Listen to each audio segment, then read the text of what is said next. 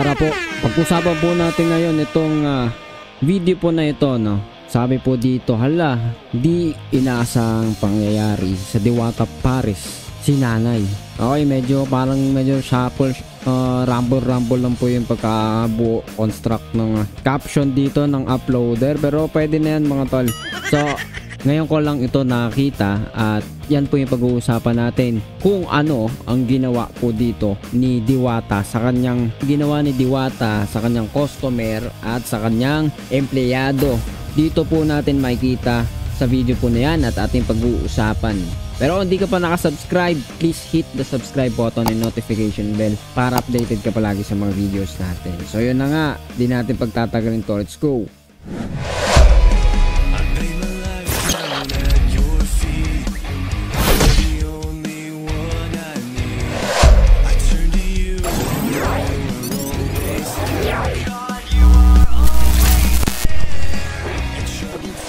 So yun nga mga tol, hindi na po natin pagtatagalin, i-play na po natin yung video bago po ang lahat. Nung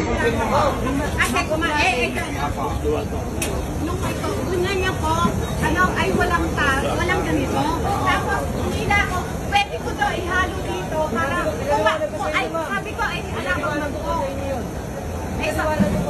Anong ihalo? Sabaw sa kanin? Opo, ito. Ihalo do po. Ihalo sabaw sa kanin? Yan, marami nakarinig. Asan pa yung mga ka?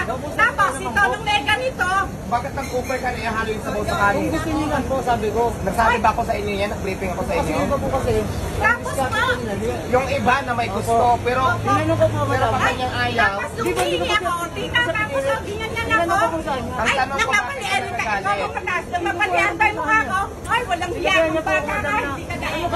Babagsak mo pa yung may-ari. Ganito kasi yun, ma'am. Ganito yun, ma'am. At ganyan ang sabaw sa mangko. Kung ka nagsabi sa lahat. Okay lang yun. Pero parang mayag ako. Baka gusto mo. Kung gusto niyo po, ilagay ko po. Ay, kaya ko nilagyan kasi babalian ako. Ay, sabi mo. Gusto mo nga ako sa'yo ko ibabali ikaw.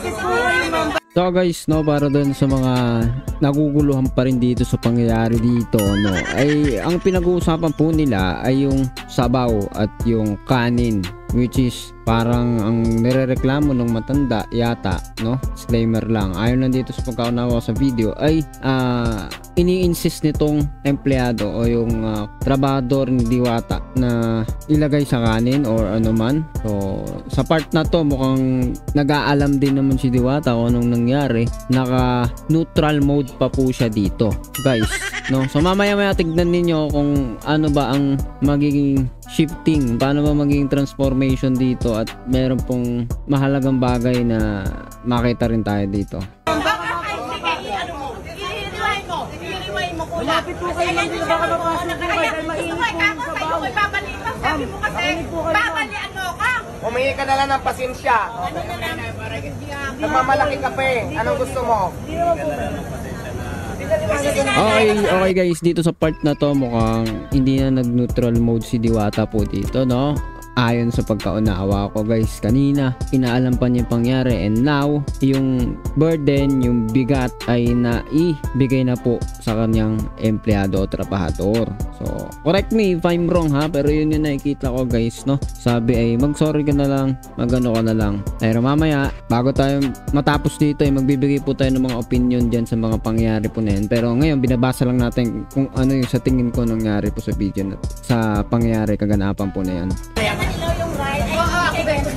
pagtalo ka pa eh. Ito okay lang yung pumunta ka rin. Ito, walang hiya. Kahit ganito na yan, pasensya na kayo. Ako na humingi ng pasensya. Ako na mag-disiplina dito. Sige na. Ayusin na lang natin yan. Hindi naman siguro kayo nabandian. Ayusin na lang natin yung process. Ay, ilapit mo kayong sa bawat. Humingi ka na ng pasensya. Humingi ka na ng pasensya. Huwag ka na Okay, tapos dito naman kaagad-agad no, pagsalita naman ni Diwata ngayon dyan ay sinabi niya di ka naman siguro nabanlian. Okay, so parang medyo tama ba yung maging wordings natin, nilalaro or tinitimbang siguro, yan mas magandang pakinggan, no? Tinitimbang niya siguro ngayon kung ano sasabihin niya. At dito sa parte na to, moment na to, no, sinasabi na niya ngayon na kanina, 'di ba, parang ang dating sorry ka na lang, 'di ba, parang ang dami mo pang sinasabi, ganoon sabi niya sa empleyado, parang gano'n ang dating. Pero ngayon naman, ano niya, hindi ko naman siguro nabanlian. Biglang gano'n po ang shifting, guys. Ano, magpapalitan nyo ba yan? Hindi naman. Pang ano, siguro pag aaral niya yan, sariling ano niya yan actual yan na pag-handle niya nung sitwasyon sa kanyang kainan. Okay, play po natin patuloy. Magtalo. Ang pinapoint niya na, huwag ka na makipagtalo kasi customer yan, siguro ganun nga. So, play natin patuloy. Okay na, sige na na. Pasensya na kayo ha. O, doon ka na. Sa susunod na ganyan ha. Sabihin mo sa akin ang mga problema. Huwag kayo gawa ng ano. Sige na. Okay doon, maganda na naman doon yung sinasabi niya, no? Sa susunod hindi na ganyan Sabi mo sa akin kung may problema para siguro siya ang haharap o naman. Hindi na maipit yung empleyado niya. So which is, yan naman yung nangyari talaga. Pinapanood po natin ngayon. So play pa natin. Ayusin yung kapag sa mga customer natin. Yan si Diwata.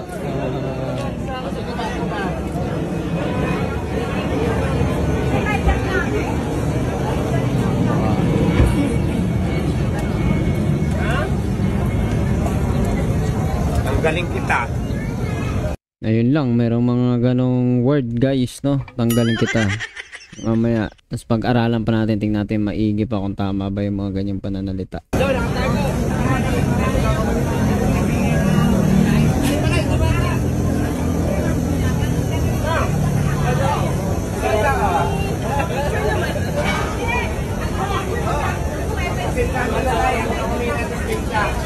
Kain na lang kayo dyan. Huwag kayong mga blood kasi para kain dito para kumain na. Para mabad trip ko. Tanggalin mo na yung walang yang yan. Ako lang mag-visit na doon ay mamaya. Sige ho. Dito na ako kayo. Pa-picture. Sige. Bro, yung kanina ng matanda babae na sabi kanina, anong masabi mo nung kanina? Talagang pinanggalingan simula. Bali kasi pinaliwanagan ko po siya na wala po kaming mangkok. And then optional po, kung gusto po ninyo ng inilagay ko yung sabaw doon sa kanin, which is optional naman po. Kung gusto lang po ninyo. Ngayon po, naggalit po siya sa akin, sinigawan niya ako, ano ka, siniswerte. So, naggano na siya kagad ng boses, nagtaas siya sa akin ng boses kagad. Ako naman po, normal lang. Kalmado. Kalmado lang po. Ngayon po, dumating po si Mangkok na ilang piraso. And then, nung nakakuha sila ng mangkok, nakapila po sila, pinalalapit ko po siya dahil ang layo po niya. Dahil mainit po yung sabaw, pinalalapit ko po siya, baka mamaya po matapunan siya ng sabaw or mapapanlian. Minali po niya ako. Minali po niya ako, baka daw po sabuyan ko ng sabaw. Siguro Na-misinterpret mo. Baka po na-misinterpret po niya. That's why, kaya po nagalit po siya. Pinagmumura niya ako and then sigaw niya ako. Di naman pala totoo yung sinabi mo na bubusan mo siya ng sabaw. Sir, hindi ko naman po para sabihin po yun. Mahal po trabaho ko, sir. At saka very approachable po sa mga customer namin dito sa Diwata para sa Yan, sige, thank you sir. At least nakita na ko natin side mo. Yes, sir. Okay, Maraming thank salamat you. po. Alright mga tol, siguro ito na yung part para magbigay tayo ng opinion dyan. So, una sa lahat, syempre, sa mga ganyang sitwasyon, alam po natin na hindi dapat one-sided tayo dyan.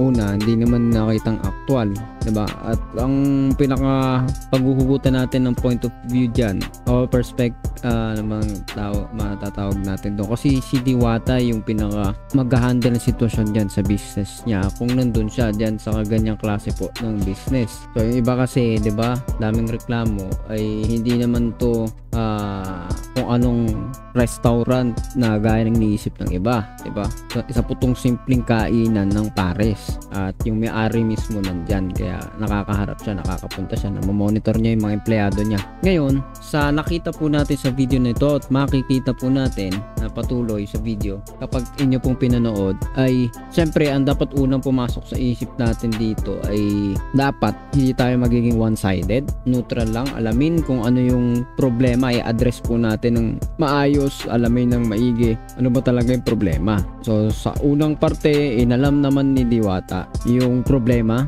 Siyempre pag nalaman natin yung problema, diba, which is yung sinasabi ka nung matanda na hindi dapat ilagay daw sa sabaw o sa kanin yung sabaw. Okay, so dyan na kayo magkakaiba ng mga komento guys, diba, kasi meron dyang gusto hiwalay, pero ako naniniwala pag kanain mo yung pares, nalagay mo talaga sa kanin, diba?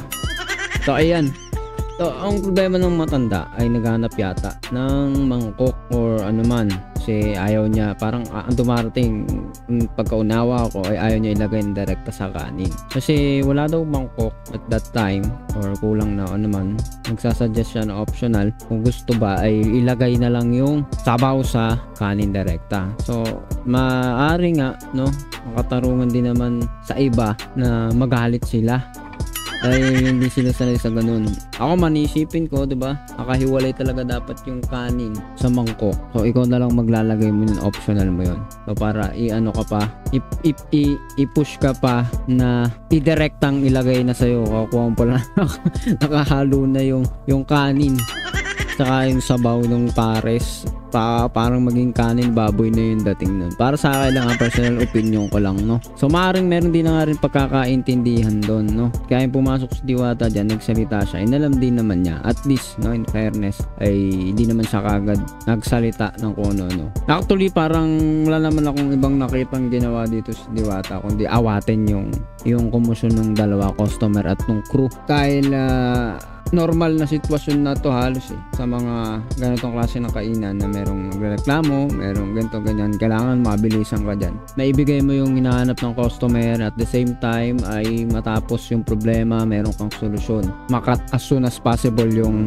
sitwasyon na yun. Dahil hindi rin magiging maganda, hindi rin makakatulong kapag nagtagal pa yung ganun. Ang hindi ko lang, sa tingin ko lang ay hindi lang magiging maganda ay syempre yung mga pasundot-sundot pa ni Diwata na tanggalin kita dyan, no? Ganun. So siguro gusto niya ipakita na siya po ay stricto, pero naniniwala ako kanausap at nag-usap sila dyan after ng mga yan, no? Meeting sila, hindi naman siguro para tanggalin ka agad. So for me, sa kabuuan nito, huwag tayong humatol ka agad. Business is business. Di natin alam, no? Sabi nga dito sa comment section ng iba ay ano bang talagang motibo nito ni nanay. Sabi para daw may something kay nanay. Sabi ng isa, sa true bingi at hirap umintindi, sabi nito ni Donna, no? Okay, so not all the time customer is always right, sabi po dito, ano, ng isang komento. O tama rin naman yon, pero dapat i-address pa rin na may respeto yung customer, di naman palayasin pag mukhaing kawawa, diba? So natingin ko dito sa sitwasyon na to, medyo napagsalitaan lang tong si kuya ni Diwata, no? Nalimutan ko lang yung pangalan totoo ni Diwata, no? Balbuena ba yun? Balbuena? So ano man yan, ikaw anong masasabi mo sa pangyayari pong ito? Nothing more, nothing less. Wala po akong i-expect dito sa ganitong klase. Uro pagkatao na rin ni Diwata, syempre hindi naman perfecto yung tao, talagang hindi niya ma-handle ng ang sitwasyon na to sa paraan na magiging pleasable sa lahat, magiging kaaya-aya sa mata ng lahat. Iba-iba kayo ng pananaw, iba-iba tayo ng unawa dyan, pero at least sa akin, for me, itong pangyayari dito ay tinaray naman siguro ni Diwata yung best niya. Naliban dun sa part na meron siyang binabanggit at ang galing kita dyan, diba? Hindi na siya siguro ganun kaseryoso doon, pero masakit yun pakinggan pagka ikaw yung mismong crew na parang pwede kang tanggalin ng ganun-ganun na lang, no? Kahit biro pa, diba? Pero syempre kung maunawain din naman si kuya, actually si kuya nag-i-English pa, no? Daig ka pa. So ayan, nung in-interview siya dito sa dulo, no, siguro naman maunawaan niya pati si Diwata yan sa sitwasyon na yan. Yun lang guys, comment down below na lang kung ano masasabi mo dito at pag-usapan po natin yan sa comment section. At syempre huwag kalimutang pindutin ang subscribe button at notification bell para updated ka palagi sa mga videos natin na parating. So yun na nga, see ya sa susunod ulit na video.